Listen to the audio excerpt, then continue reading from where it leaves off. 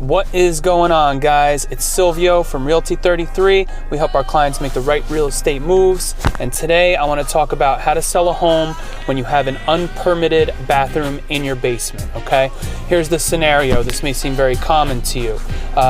10, 15, 20 years ago, you purchased a home. You decided you did not have enough bathrooms in the home to suit your needs. So you went ahead and installed a half or full bathroom in your basement, okay? Finished the bathroom, real nice and beautiful, but you never got the permits from the town. So fast forward 15, 20 years later, you put the home for sale, you get a buyer, you have a contract. Now you do your certificate of occupancy inspection with the town. The inspector comes in, he goes down to the basement and he says, wait a minute, there's a bathroom here that doesn't show up on the tax assessment records, okay? Then you got a problem. So the question is, what do you do and what do you not do? Most towns, they have protocols for as-built structures, okay? An as-built structure is basically structure that was built, unpermitted, and now you're trying to basically get a permit after the fact. This may vary a little bit from town to town. So long as you're honest with them, they're gonna work with you. There is a caveat to all of this, okay? The caveat is that the work that was done, okay, the electrical, the plumbing work, the construction, all has to be good, sound work. Certain things they will check, like your cousin or your Uncle Joey, who's like a handyman part-time, but has never really done a full remodel, and he's, you know, working off YouTube videos from 15 years ago or whatever. You know, it's not gonna work. It's not gonna be the same. The work has to be done properly in order to go to the next step in getting the approvals in order to sell the house, okay? So now let's assume you're a naive homeowner, okay? You did it 20 years ago, you had no idea you had to do permits, and the work was well done by a contractor, or at least by someone that knew what they were doing, okay? And did it according to the codes at the time that it was done, okay? Assuming those two things, this is what you have to do. You have to go to the town, you have to go to the building department, town or city, and you have to get the full permit jacket. That includes electrical permit, includes the building permit, and includes the plumbing permit, okay? If by chance you used a professional contractor and they are still in business, you could potentially reach out to them, tell them the situation, give them the scenario, and give them the jacket, and they will fill out the permits for you. Of course, they're gonna charge you a fee, but they will do the permits for you.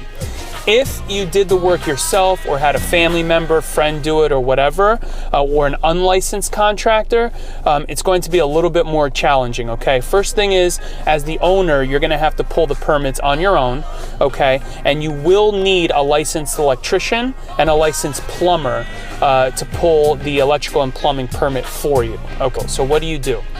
If you know an electrician, someone that's done work for you, okay, someone that you can trust, same thing with the plumber, you're gonna call them first, and then they would go ahead and fill out the permits as if they had done the work themselves. They're basically vouching on paper for a job that they themselves did not complete. Especially with plumbing, in the basement, there's all kinds of sewer lines and drain lines that are traps and things running under the ground that you cannot physically see. So the plumber has to kind of do a visual scan and make sure that everything sort of looks okay, even though he can't really see everything. So you have to talk to the right plumber and also the right electrician. So once you have your building permit, your electrical and your plumbing permits filled out, then you're going to take the jacket to the town and you're going to set up your inspections. The electrical inspector is going to come, the building inspector, and the plumbing inspector, all separate. They're not required to ask you to open up the walls and open up the floor.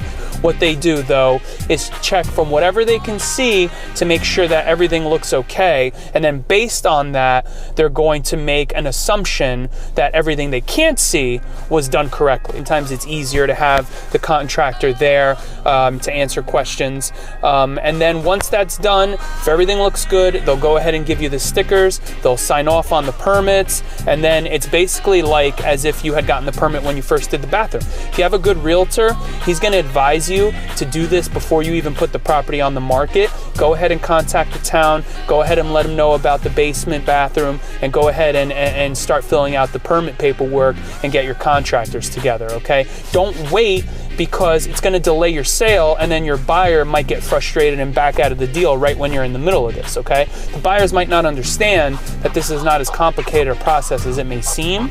So if you get it done before you even list the home, or at least have the process started, when it comes time to get the certificate of occupancy, you know, this will be like a non-issue, you know, it won't even come up. So that's all I got for you guys. If you have any questions, hit me up. Let me know about your experiences. I'll see you guys next time.